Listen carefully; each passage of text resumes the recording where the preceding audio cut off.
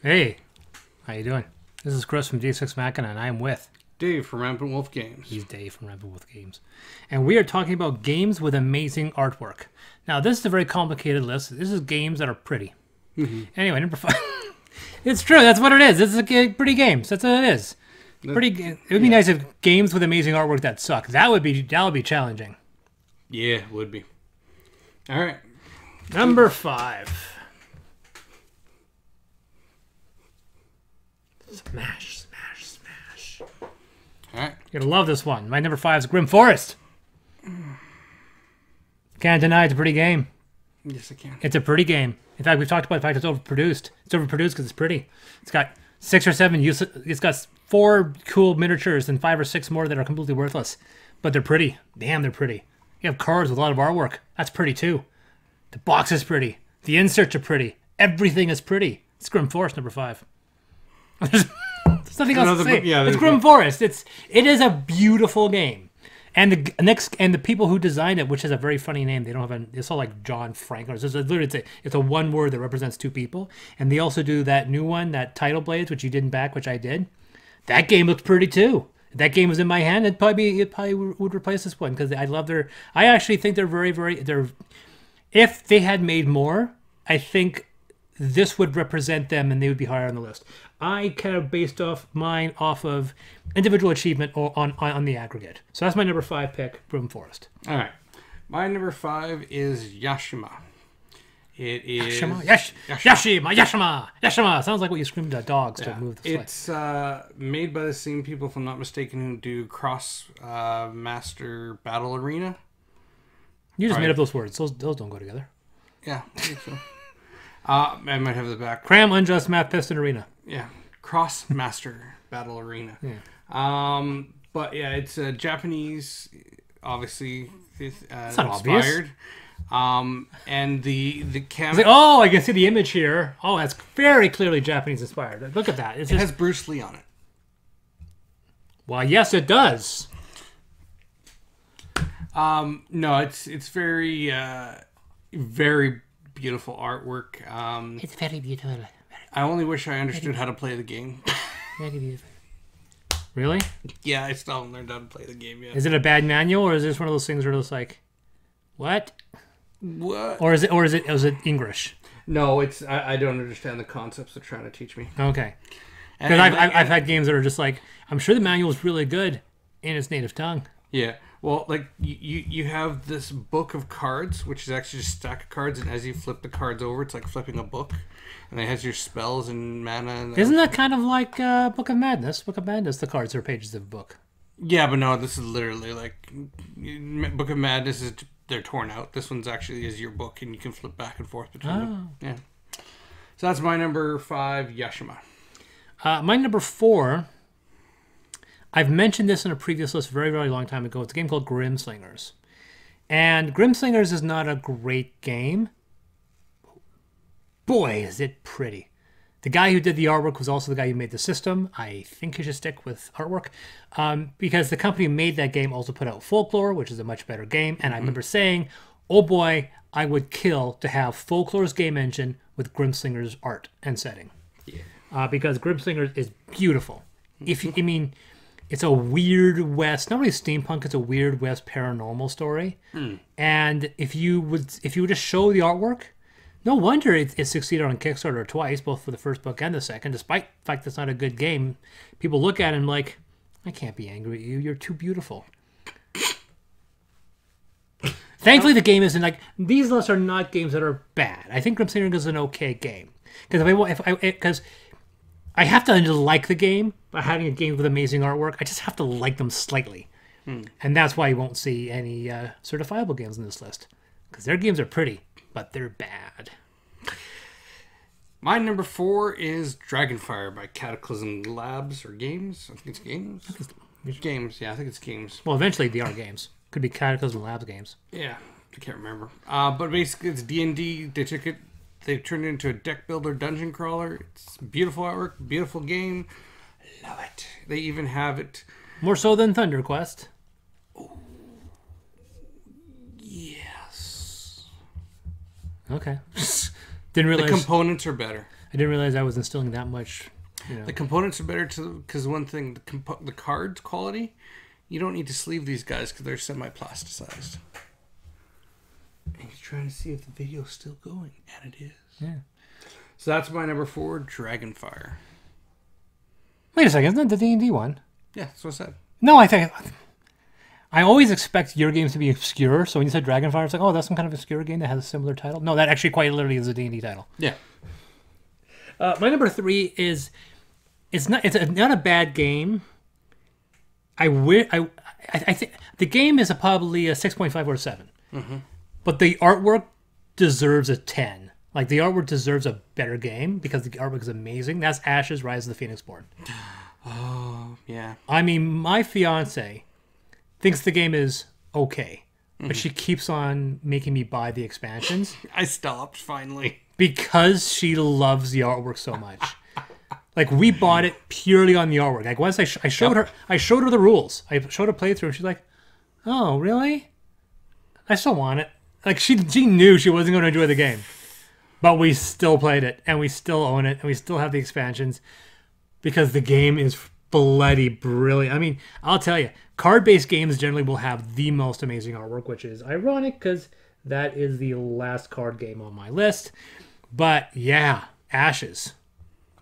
Beautiful. Even the box is beautiful. Mm-hmm. You grab, like, the first time we were collecting board games, Rainbow that Phoenix beautiful white box. Like, you grab that box, you want to know what that game is. You Yeah. flip it over and go, wow. That's exactly what happened with us too when we bought it for the exact same reason. Oh, really? So Yeah. there you go. So I'm not preaching to the choir. No. So that's my number 3 pick. Ashes: Rise of the Phoenix Born. All right, my number 3 is a very recent game for me, and yeah, I was gonna say I might been bumped Tell your out story. by another game, but it is called Brick City, Oh, and it literally, that's really new. it is, and for me, the artwork perfectly captures the 80s, 90s cop shows and cop dramas so well that when I'm playing it, I'm just like, yeah, I am Axel Foley or whoever, or Mel Gibson, Donnie Yen, Yep. and then your villain is Guy Fieri. I cannot believe Yeah, it's Guy Fieri. Oh my But god, The he's art, even doing but this. you can't deny that the artwork It's is no, awesome. yeah, it's a pretty game, It is. It's very especially with your Kickstarter with the mat and everything. yeah. Yeah, It's the artwork on the it's definitely not bad. yeah. So that's my number 3, Brook City. My number 2 is the antithesis of what I was just saying regarding Grim Forest. I'm sorry, Grimslingers, because in this one, the game is good, and the game was like, when an artist designs a game, he's doing a lot of art, which is the reason why Grimslingers looks so damn good. When you're hiring an artist, sometimes you have to cut corners, and sometimes you replicate art. I know who you're gonna say. But when this guy designs his game, It's a Red Raven game. no. Oh, okay. No, but it's a game that definitely deserves, I think, on this list. I don't know if he's done any other games, but he's done 3 games in this series, and that's Legends of Andor. Yes. Because Legend of Andor is Yes. designed by the artist, and that game is exquisite with art. It is. There is amazing amounts of art from that beautiful map to the monsters, to the additional detail that the front of a standee is the front of a character and the back of the standee is the back of the character. It's not a mirrored image. No. And you don't see a lot of that. No, you where really he drew the back of the character, mirrored him, so it was quite literally the proper back rather than just a mirror of the front. Yeah, no, I was quite impressed with the art style, and then with the dragon, and then you flip the board over. There's a whole other map there, and then he followed it up with episode 2 and episode 3, and aged the characters on their boards. Come on, that's nuts. He actually made them older, so it's actually a trilogy. Yeah, it's just the game is friggin' hard. I love the fact that it's a storytelling game, not an adventuring game. Yep. So it's not about doing the mission and completing the objectives. It's about telling the story before everyone in the tavern gets bored and walks away. But you don't know that until you realize, oh, we have to tell the story before the narrator runs out, because we're quite literally, it's about the attention span of a small salad bar. You're both telling a very quick story, which means we don't know what really happened in this fantasy tale because the narrator is quite literally making shit up. Yep. So that is number 2, Legends of Andor. Picking 1, 2, and 3. This is the amalgamation of all 3. Yep. trying to remember where mine is. It's around here somewhere. And you have 2 and 3 or just 2? I have all of it. Yeah, I 2 and 3 are on a wish list. I'm refusing to buy them. I should, because that'll at least encourage us to finish it. Because we're about 2 episodes away from finishing number 1. And I feel maybe if we buy 2 and 3, it'll finally encourage her to finish one, because we haven't finished it. Oh, it's all right down there. Yeah. So anyway, what's your number? No, number 2. Number 2 is Shadows of Brimstone by Flying Frog Productions. Yeah, There's just from quantity. Oh, there's just so much. It's just so much. There Like is Brook so City much. gets that as well because you have a lot of Brook City, but you have a lot. There's a lot of artwork for this game, and everything is It's a lot of game. It is a lot of game, and the thing that I find is that the artwork, while being derivative, as in it's not original. It's not real. Yeah, exactly. It still is good. It's not like screen grabs or anything else. I mean, they took their art, the premise, and they made it their own. Whether it's mutated cowboys or dead walking Civil War soldiers. Not Civil War, the other ones. We're talking colonial. That's what I meant. Independence. Yeah, it's pretty awesome. Canadian. To Hellfire Succubi. Yeah. You know, he's quite literally reading off the list behind the camera. it is. You know, with the werewolf feral. Anyways, no. So that's my number 2. He just Hellfire Succubi, Frontier Town, Blasted Waits, Feral Vampires, Name a Pick, Temple of the Shadows, Forest of the Dead. Crimson Hand. It's almost like we know, or we start running off the ones over there. It's like, yes, we know you have a life. So yes, number 2, Shadows of Brimstone. All right, number 1. The win streak. That's okay. I'm curious to see what your number 1 is. Mine's a cheat because there's like 5 for the tie. That's all Red Raven games. Well, you don't like Red Raven. I don't find the artwork to be that great. It's kind of just There's bland. one criticism I'll have, and there's also a bit of praise. One is that I find his art style to be really solid, and he has as an artist, he almost reminds me of Neil Gaiman, not to that extent, but to the point that Gaiman. One thing we'll say about Neil Gaiman is that he creates originality. Like when he creates mythology, he'll create a mythology whole cloth. He'll make it original, like Stardust. It's like completely new mythology, unlike Lord of the Rings, which was very much pulling off of Christian mythos, a whole bunch of other ones.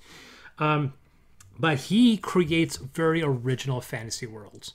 From Haven to Above and Below, you look at them and go, what race is that supposed to be? And you're like, that's something completely fabricated and made up. There's no elf, there's no dwarf, there's no orc. This is something wholly unique. I will definitely give him credit for that originality. The soft pastel-like colors is very soothing. It's not a jagged or anime. It's not one style. It's just his style, and I really appreciate it. The knock against him is that they all look the same. yes. Because Above and Below, Near and Far, Haven, they're like, are these all set in the same universe? Because it seems like, which of course, with case of Above and Below and Near and Far, you quite literally can swap Oh yeah. the tokens around. Because one's a follow-up for Don't the forget other. Islebound. And Islebound and all the other ones. So yeah, from his artistic style, he's kind of like the James Horner. The music's fantastic, but when you hire him, he's dead now, but when you hired him, you got the James Horner soundtrack. Yeah. You listen to 12 James Horner soundtracks, especially in his early days, you're like, oh, nope, that's something else. Oh, nope. Like when you listen to Star Trek II, The Wrath of Khan, and then you listen to Krull or Battle Beyond the Stars. You're like, these are the same soundtrack. There's some slight variations.